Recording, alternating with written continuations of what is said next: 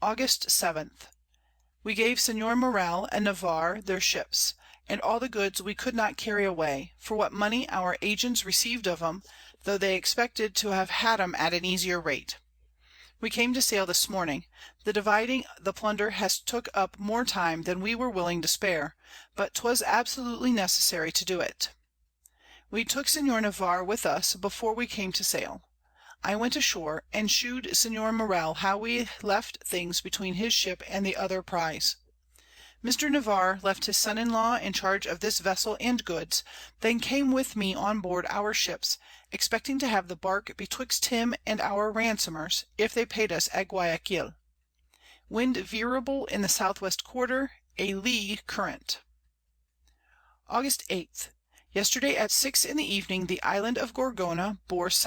by E. distant 6 Leagues. Just before night we took our Men out of the Bark, and left her in possession of an old Indian Pilot, and some Negroes and Indian Prisoners, putting our ordinary Ransomer aboard to go in her, as we agreed on before we came out. I and Captain Dover signed a Paper to protect them from being seized by the Spaniards, if they should lose company with us, but ordered them not to stir from us. I also desired the Spaniards aboard the Duke, who had agreed for her strictly to charge the Crew in the Bark not to leave us willingly, which they did, because our Agreement was not in writing, but only verbal, promising us 15,000 Pieces of 8 for the Bark and her Cargo, including the remainder of the Town's Ransom, we designing to have it under their hand in Spanish and English to morrow, before we would wholly let go the Bark. But this Morning, to our surprise, the Bark was out of sight. The Marquis is very crank, and sails heavy on a Wind. We held the following Committee to endeavour to help the Marquis's sailing. At a Committee held on board the Dutchess at Sea, off the Island Gorgona, August 8, 1709. Memorandum. The Marquis not answering our Expectations, but proving crank and sailing heavy, we now advise Captain Cook to heave the Dutchess's 2 heavy Guns overboard and 20 Boxes of Snuff, with 2 spare Top Masts, and bring his Ship more by the Stern, stowing every thing as low as possible in the Ship, to endeavour to make her stiffer, and if he finds any thing more necessary for the benefit of the Ship, we desire him to do it. Witness our hands, signed by the majority of our Council. Amongst our Prisoners taken on board Señor Navarre's Ship from Panama, there was a Gentlewoman and her Family. Her eldest Daughter, a pretty young Woman of about 18, was newly married, and had her Husband with her. We assigned them the great Cabin aboard the Galleon, and none were suffered to intrude amongst them, or to separate their Company. Yet the Husband, I was told, showed evident Marks of Jealousy, the Spaniards' epidemic Disease. But I hope he had not the least reason for it amongst us, my 3rd Lieutenant Glendall alone having charge of the Galleon and Prisoners. For being above 50 years of age, he appeared to be the most secure Guardian to Females that had the least Charm, though all our young Men have hitherto appeared modest beyond example among Privateers, yet we thought it improper to expose them to Temptations.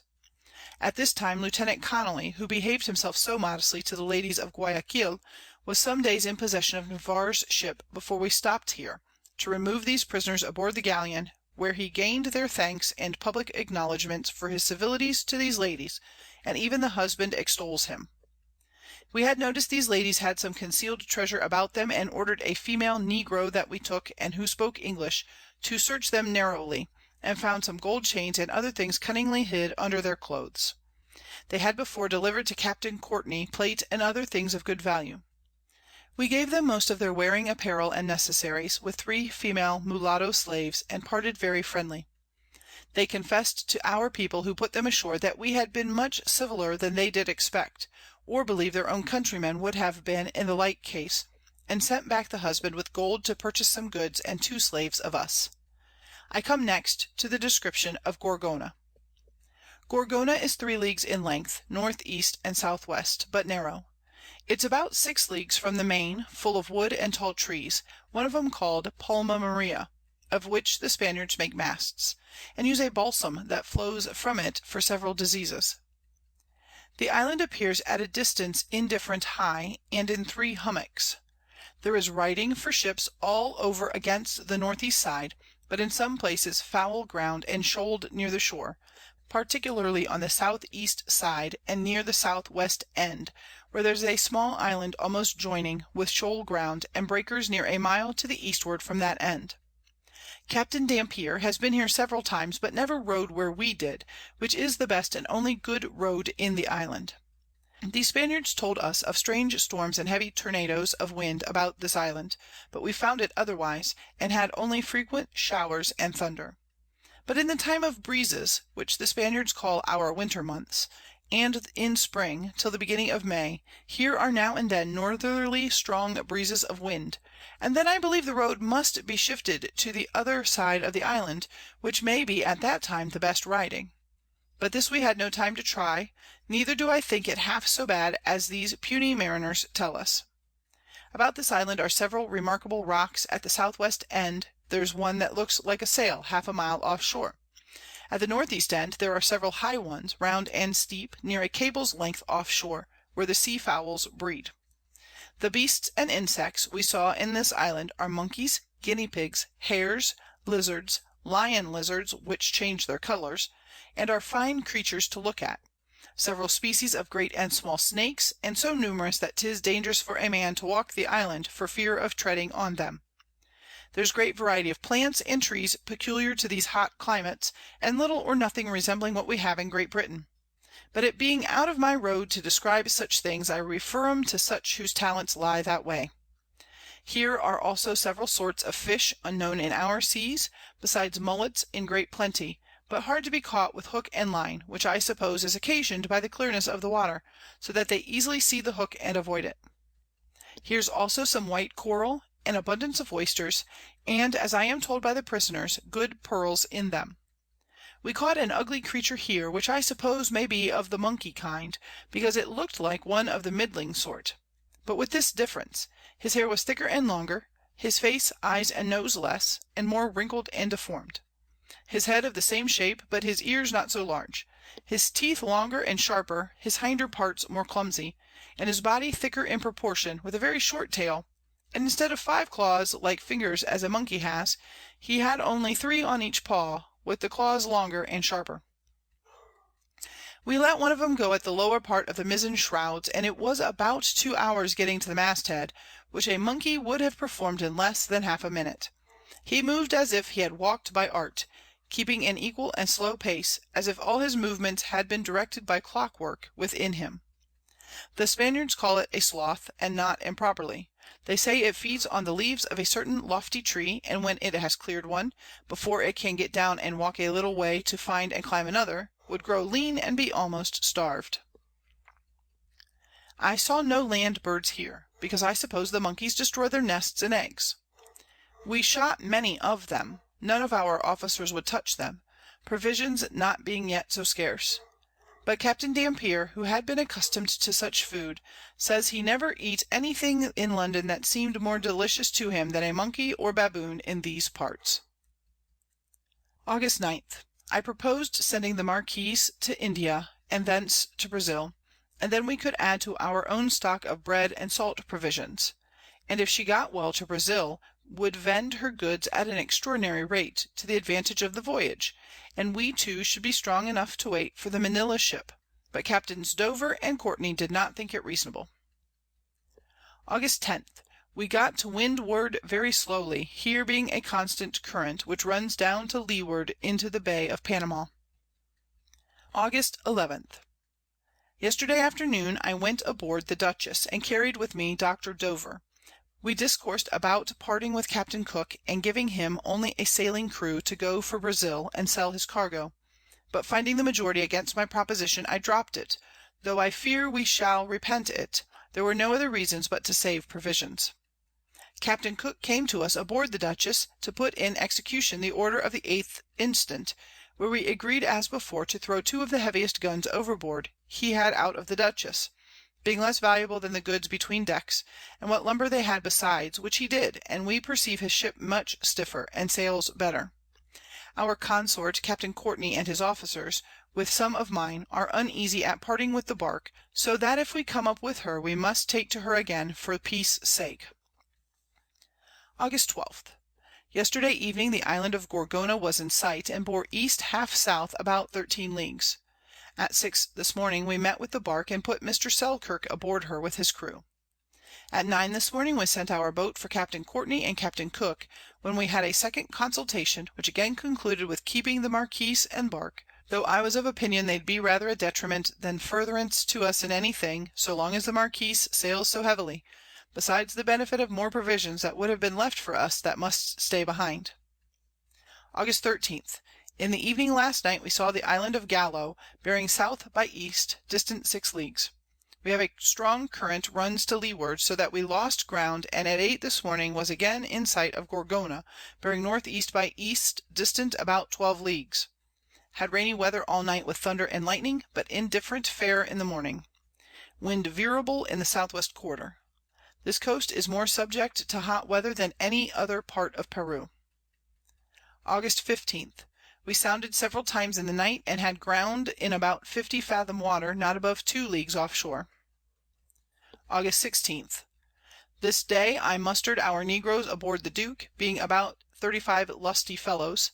I told them, that if we met the Spaniards or French, and they would fight, those that behaved themselves well should be free men.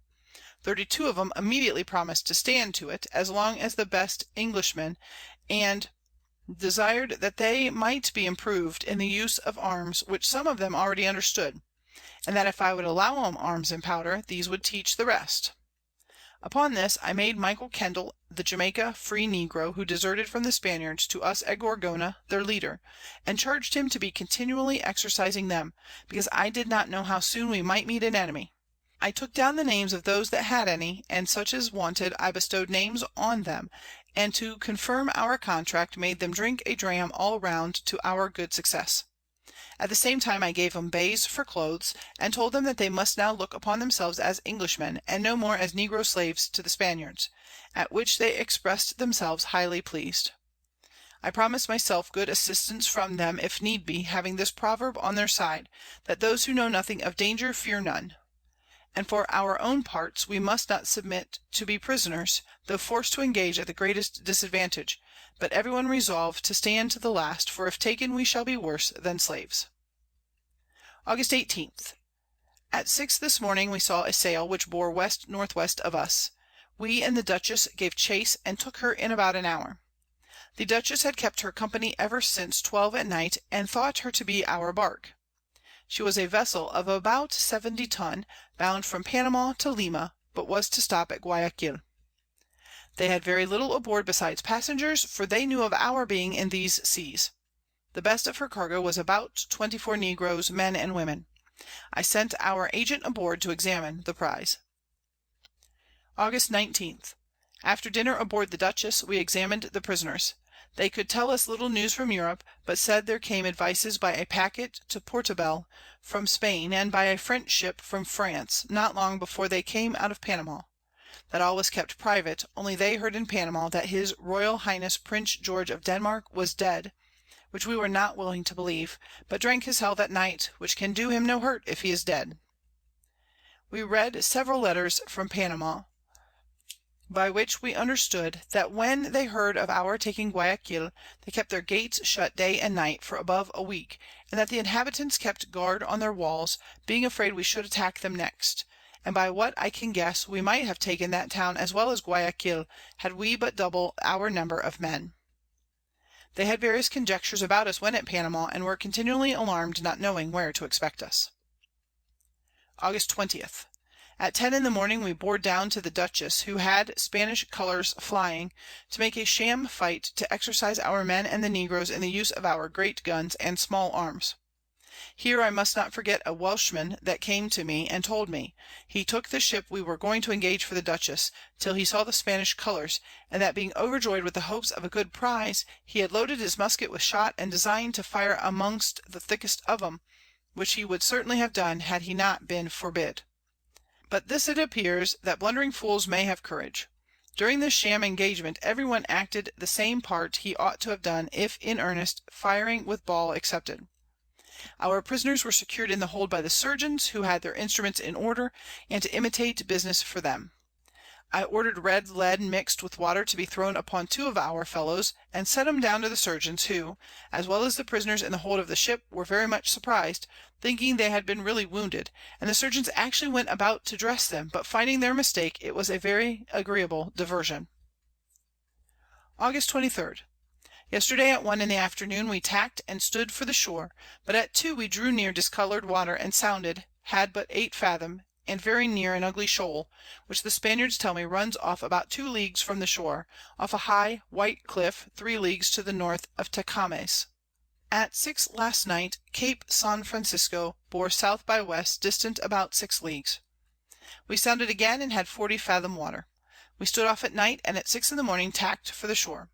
The Wind here is always more southerly as we draw near the Equinox. August 24. At 10 this morning I went with Captain Dover aboard the Dutchess, where we agreed to send the Bark into Tecames, being now under our Lee, and we to follow them. We ordered our Linguist to buy Provisions of the Indians there, and put several Men well arm'd aboard, to keep the Bark till our Ship could arrive near enough to protect her, if occasion, in case of an Attack. August 25. About 2 yesterday in the Afternoon we bore away for Tecames, after the Barks.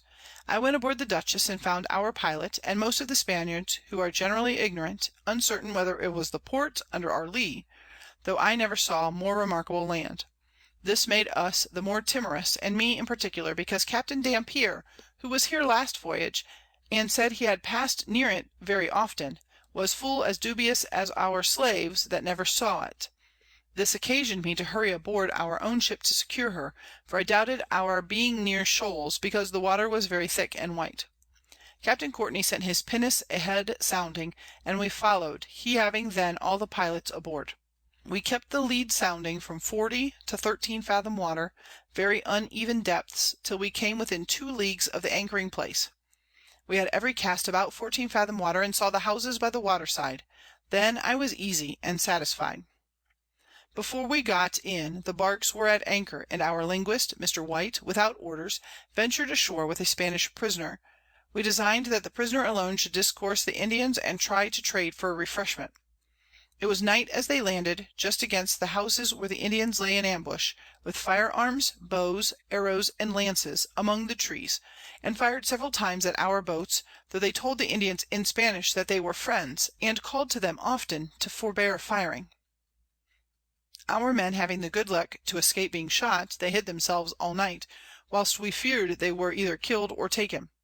But at daylight they called again to the Indians, and prevailed with them to trade for what we wanted, provided their Padre would give consent.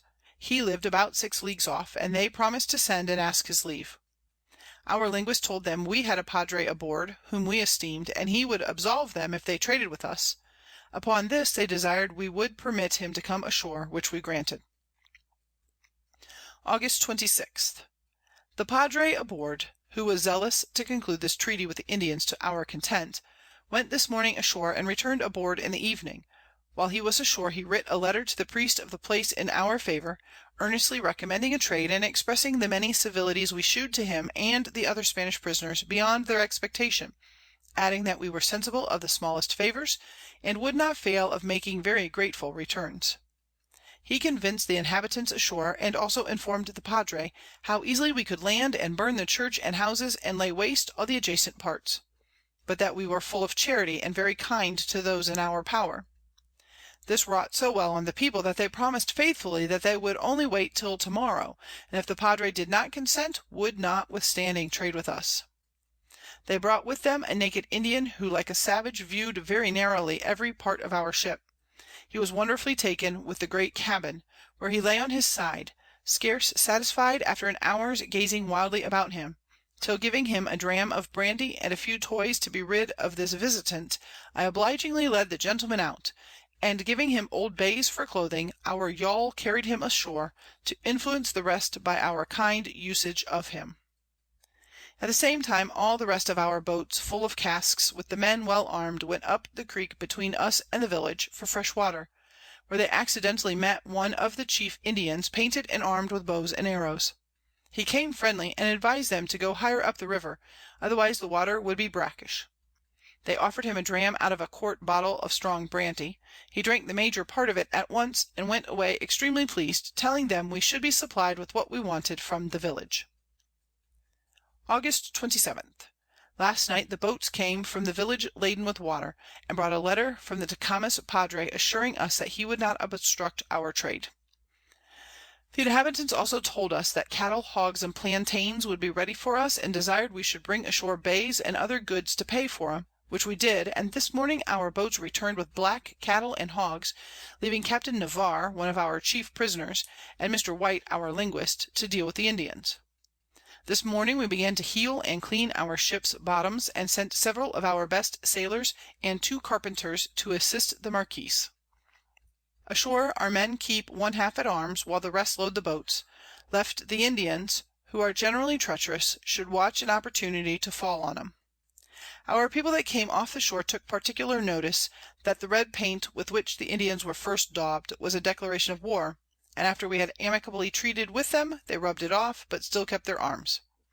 We sent them 3 large wooden Spanish saints that we had out of Morell's ship to adorn their church, which they accounted a great present, and I sent a feathered cap to the chief Indian's wife, which was likewise very well accepted, and I had a present of bows and arrows in requital.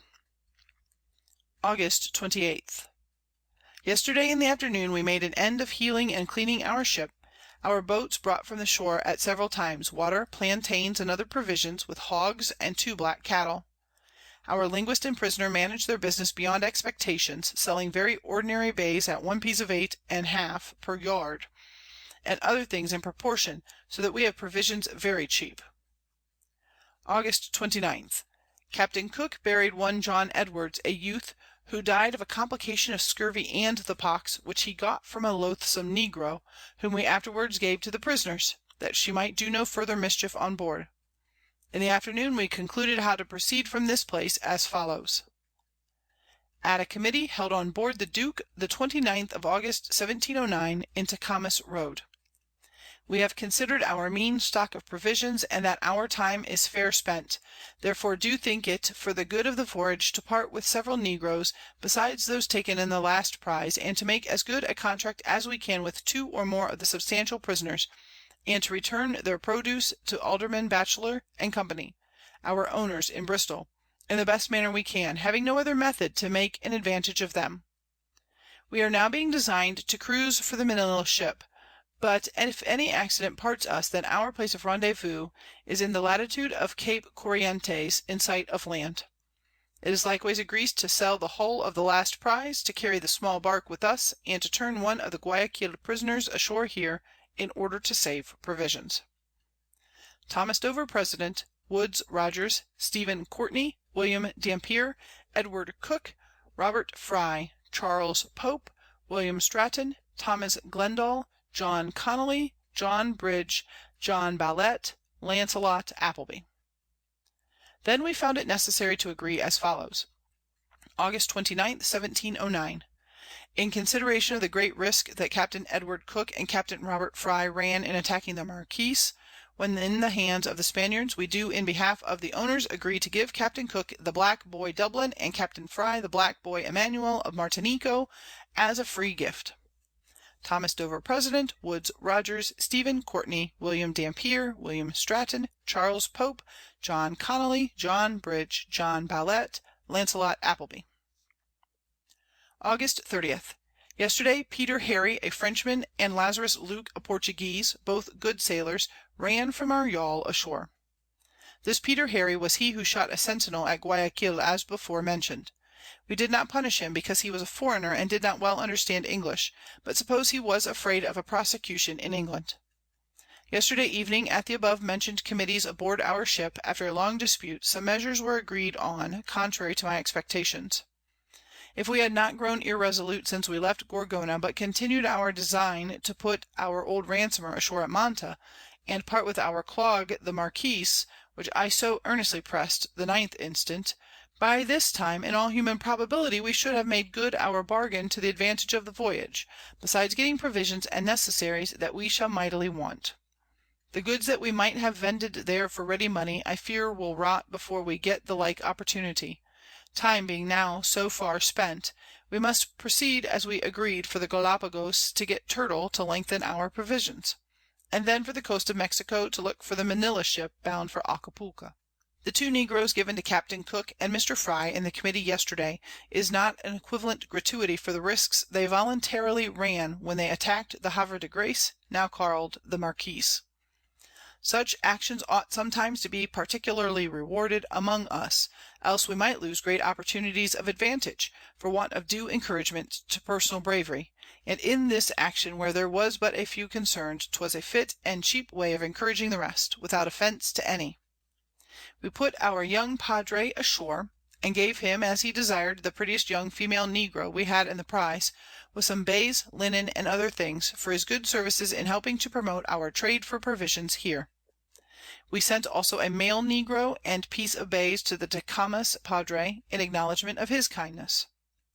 The young Padre parted with us extremely pleased, and leering under his hood upon his black female Angel, we doubt he will crack a Commandment with her, and wipe off the Sin with the Church's Indulgence. The Indians ashore promise to bring our Men to us if they can find 'em, we having offered 'em a large Gratuity to do it. August 31. Yesterday in the Afternoon we put ashore our useless Negroes, I having concluded with Senor Navarre, and taken the best Methods we could to be paid at Jamaica for them. He had also 4 Bales of Bays, and 1 piece of Camlet, and became obliged to our Owners for 3500 Pieces of 8, to be remitted by way of Portobello, with the English trading Sloops to Jamaica; which if he do, 'tis much better than to turn the Negroes ashore as Prisoners of War, as otherwise we must have done to save Provisions. Captain Courtney took one Obligation, and I the other, he having signed a Duplicate to us. We had the best Opinion of this Man's Honesty and Ability, which made us trust him solely. In the Evening we clear'd our Prisoners, and put them all aboard the Prize, which we left in the Road with only 1 ordinary Anchor and Hawser, and no Rigging except what belonged to the Foresail and Fore Yard, which we left 'em to run the Vessel at high Water into the River. We turned ashore here our least responsible Hostage for Guiaquil, resolving to keep but 2, which must be carried home. According to the last Conclusion in a Committee of the 29th instant, we came to sail at 6 this morning. Captain Cook lost 2 Spanish Negroes, which he supposed swam ashore from his Ship in the Night. A fresh Gale at S.S.W. At noon Cape St. Francisco bore S. by W. 1/2 West distant about 6 Leagues. The Land to the Northward, which is the Limits of the Bay of Tecames, is a long bluff high Point, and looks white down to the Water.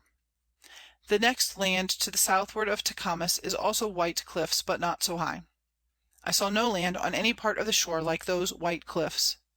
Between them, which is about 3 Leagues, the Land is lower, full of Wood, and trimming inward makes a small Bay, and the Village of Tecames lies in the bottom, consisting of 7 Houses and a Church, all low built of split Bamboos, covered with Palmetto Leaves, and standing on Posts with Hog Sties under them.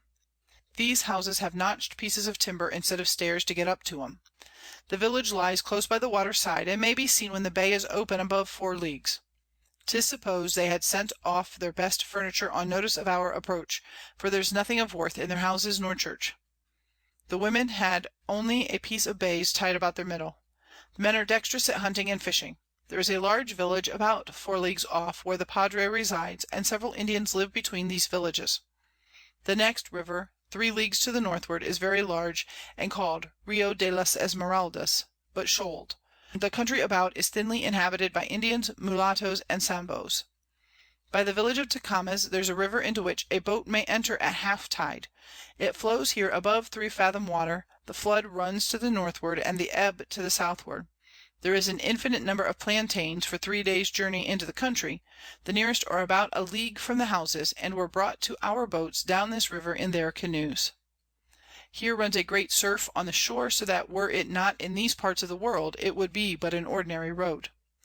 Ships generally come in from the Southward, or at least directly in with the Southernmost white Land, and then bear away, because, as we were informed, there is an ugly Shoal runs off the Northernmost white Land, about 2 Leagues into the Sea, being the place where we had but 8 Fathom Water on the 23rd instant, as I noted before. We now came in from abreast off Cape St. Francisco, Latitude 1° 0' North, and this lies in about E.N.E. near 6 Leagues from Cape St. Francisco. We came no nearer than half a League of the Shore, because there is a small Shoal off a Point about half way between Tecames and the Cape, which is an indifferent high Promontory, and as we made it, falls down like Stairs to the Water. We had good clean Grounds where we rode near half a League from the Shore in 7 Fathom Water, but a League into the bottom of the Bay, where the Houses lie, there's not above 3 Fathom a good Musket shot from the Shore. There is another River enters in by a single House between us and Tecames Village, where we fetch'd our Water about 2 Leagues up this River, and it's very narrow, and shoal'd all from the Entrance. We went in on half Flood. Here's Sea and Land Breezes as well as on all this Coast near the Main Land; the Sea Breeze at West and W.S.W., the Land Breeze at South and S. by E. The Sea Breeze comes generally in the Afternoon and holds till Midnight, when comes the Land Breeze, which dies away calm towards the middle of the Day. There's a Rock under water at quarter Flood, and a Shoal above a Cable's length off shore, from the first Point as you go in for the narrow River where we water'd. A Ship ought not to come to an anchor near the Shore if high water and less than 6 Fathom, because at certain times, and out of course, as the Indians told us, the Tide ebbs exceedingly low.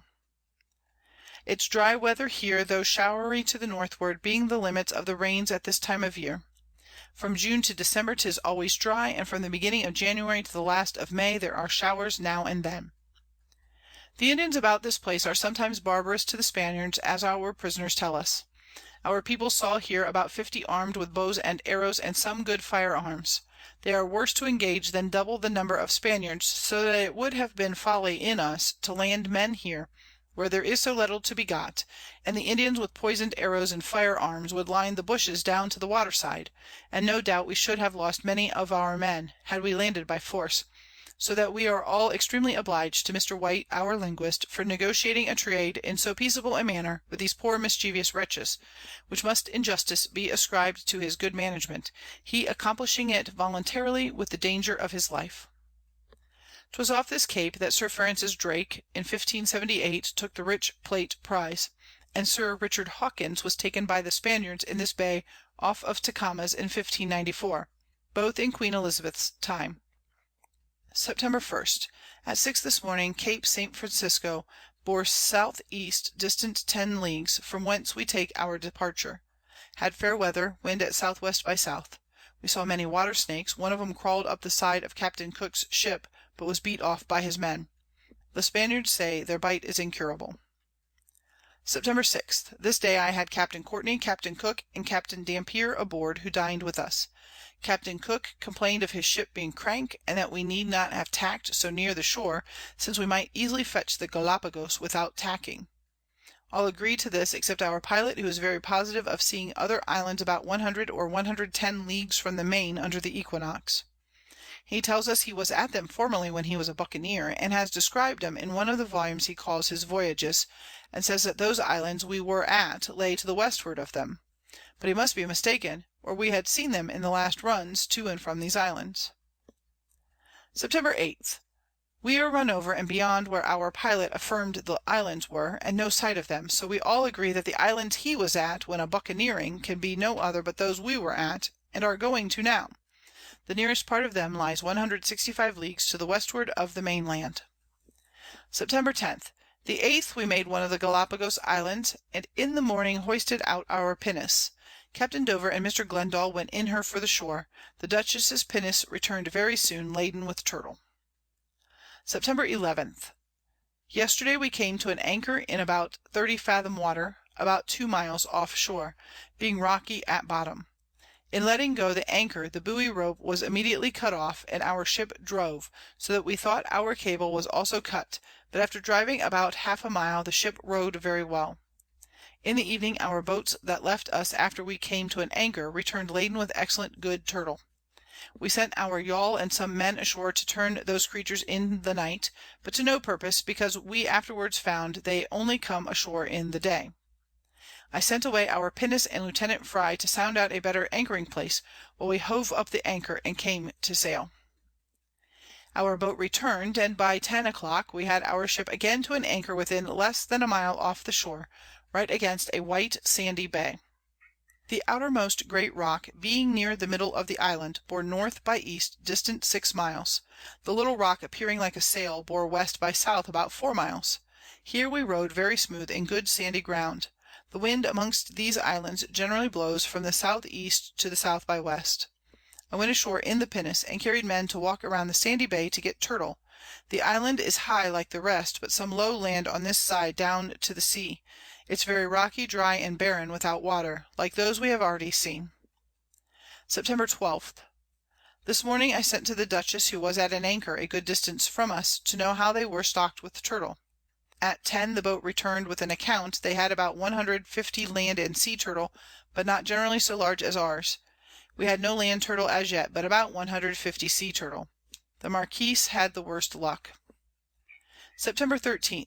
The Dutchess's people having inform'd us where they got their Land Turtle, I sent our Pinnace, which at night returned with 37, and some Salt they found in a Pond, and the Yawl brought 20 Sea Turtle, so that we are very full of them. Some of the largest of the Land Turtle are about 100 pound weight, and those of the Sea upwards of 400. The Land Turtle lay Eggs on our Deck. Our Men brought some from the shore about the bigness of a Goose's Egg, white, with a large thick Shell exactly round. These Creatures are the ugliest in Nature, the Shell not unlike the top of an old Hackney Coach, as black as Jet, and so is the outside Skin, but shrivel'd and very rough. The Legs and Neck are long, and about the bigness of a Man's Wrist, and they have Club Feet as big as one's Fist, shaped much like those of an Elephant, with 5 thick Nails on the 4 Feet, and but 4 behind. The Head little, and Visage small like a Snake, and look very old and black. When at first surprised, they shrink their Neck, Head, and Legs under their Shell. 2 of our Men, with Lieutenant Stratton and the Trumpeter of the Dutchess, affirm they saw vast large ones of this sort about 4 feet high. They mounted 2 Men on the back of one of them, who with its usual slow pace carried them, and never minded the weight. They suppose this could not weigh less than 700 pound. I don't affect giving Relations of strange Creatures so frequently done by others already in print, but where an uncommon Creature falls in my way, I shall not omit it. The Spaniards tell us they know of none elsewhere in these Seas. This morning we began heeling our Ship, and found that abundance of Worms had enter'd the Sheathing. We scrubbed, cleaned, and tallowed as low as we could. Sept. 14. Yesterday afternoon we sent a Boat ashore for Wood. They brought off the Rudder and Bolt Sprit of a small Bark. We fancied it might be Mr. Hatley's that we lost amongst these Islands when here before, but on view perceived it to be much older. We also found 2 Jars in a place where fire had been made on the shore, but nothing to give us further hopes of poor Mr. Hatley. Our Pinnace came aboard and brought about 18 bushels of Salt, and 18 Land Turtle more. The Men commend them for excellent Food, especially the Land Turtle, which makes very good Broth, but the Flesh never boils tender. For my own part I could eat neither sort yet. Having got as much Turtle on board as we could eat while good, we agreed to make the best of our way to the Coast of Mexico, and this morning our Consort and the Marquiss were under sail by 8 o'clock, but we lying farther in were becalm'd, and could not follow them. We caught a good quantity of Fish here, which we split and salted for our future spending. About 12 o'clock, being calm, we weighed our Anchor, and with the help of our Boats and Ship's Oars got off the shore. Sept. 15. We had a fine Breeze, came up to the rest, and agreed to lie by with our Heads to the Eastward, till Midnight, being in sight of the Island and Rock where we lost poor Hatley, when last here. In the morning we stood to the Westward amongst the Islands. Sept. 16. At 4 o'clock in the afternoon we sent our Yawl for Captain Cook and Captain Courtney, with whom we agreed to bear away, seeing so many Islands and Rocks to the Westward, we did not care to encumber ourselves amongst them in the night. By 6 we found the remedy worse than the disease, and at Mast Head could see all low Rocks almost joining from Island to Island, that we seemed landlocked for 3 parts of the Compass, and no way open but to the southeast from whence we came. So we resolved to return that way, and made short trips all night, keeping continual sounding for fear of shoals, and had from 40 to 60 fathom water. In the morning we had got far enough windward to return. We could have no observation by the Sun being in our Zenith, though we find the Weather here much colder than in any Latitude within 10 Degrees of each side of the Equinox. September 17. Yesterday afternoon I went aboard the Marquise, being brought to between the 2 Islands, in sight of the Rendezvous Rock I have so often mentioned. Meanwhile the Dutchess, not being so well provided with Turtle as we, sent her Boat ashore on another Island, where they got her lading of excellent Turtle, leaving a vast number ashore that they could not bring away. We have as many aboard as we have room for, being, as we suppose, enough to last us to the Tres Marias, if they live. At 7 we all joined in agreeing to lie by till 2 in the Morning, when we again jogg'd on with an easy Sail till Day break. We were abreast of the Thoroughfare, where we tried for water the last time.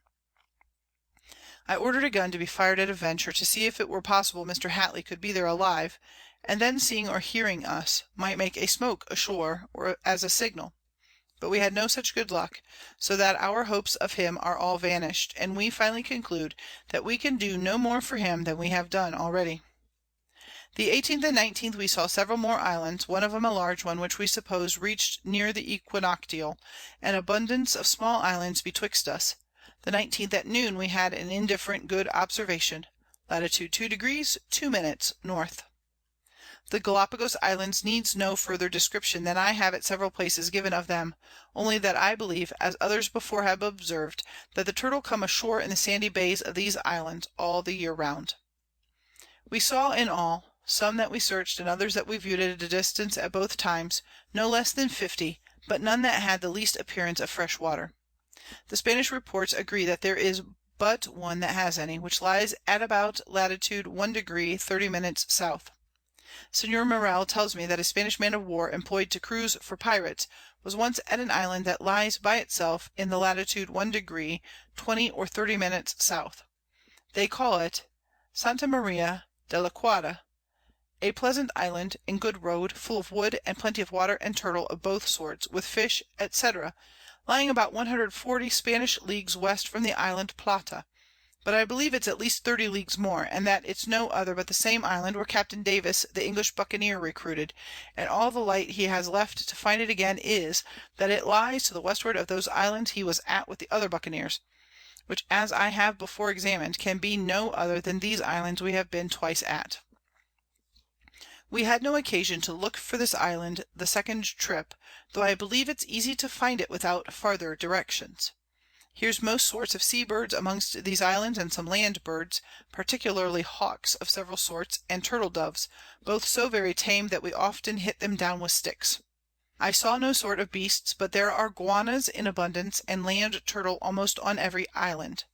'Tis strange how the latter got here, because they can't come of themselves, and none of that sort are to be found on the Main. Seals haunt some of these Islands, but not so numerous, nor their Fur so good as at Juan Fernando's. A very large one made at me 3 several times, and had I not happened to have a Pike Staff pointed with Iron in my hand, I might have been killed by him, one of our Men having narrowly escaped the day before. I was on the level Sand, when he came open mouthed at me, out of the water, as quick and fierce as the most angry Dog let loose.